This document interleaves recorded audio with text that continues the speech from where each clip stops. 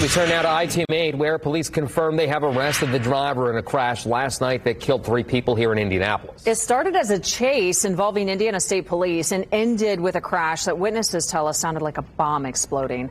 I-Team 8 senior investigative reporter Richard Essex has the details.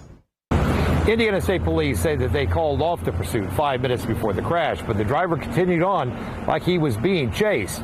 The crash was so violent that a neighbor said he thought an airplane had crashed in his front yard.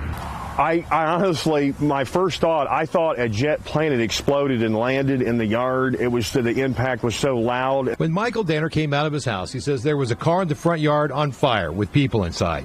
He and a neighbor grabbed a fire extinguisher and did what they could to stop the flames. Yeah, the man in the car was telling us he was pinned. He couldn't get out of the seat, and you could hear the crackling of the fire inside the car, so it was burning his legs. Police say one of the cars ran a stoplight. The Dodge Challenger was going, to quote police, extremely fast at the time of the crash. The driver of the car, 19-year-old Luis Lahaba Gonzalez, survived with minor injuries. 2 passengers, a 31-year-old and a 14-year-old in the car, died, as did the 21-year-old driver of the other car. 18 minutes before the crash, Indiana State Police had tried to get the driver of the Dodge Challenger to stop. He didn't, starting a high-speed chase that led police from the city streets of the east side to the rural roads of Hancock County and then back towards Indianapolis. Troopers took the information they had available to them at the time as they constantly evaluate these pursuits and determined to terminate or stop the pursuit. When we stop a pursuit, we immediately shut down our lights and sirens, and we turn around and go the opposite direction. The Indiana Law Enforcement Academy recommends the pursuit to be terminated when the risk to the public safety clearly outweighs the need for immediate apprehension.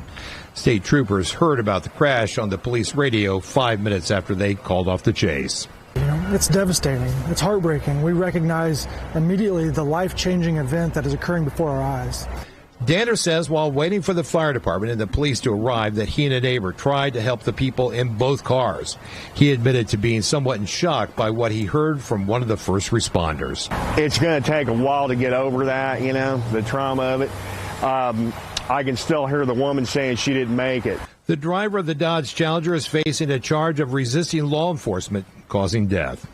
In Indianapolis, Richard Essex, Wish TV, I-Team 8.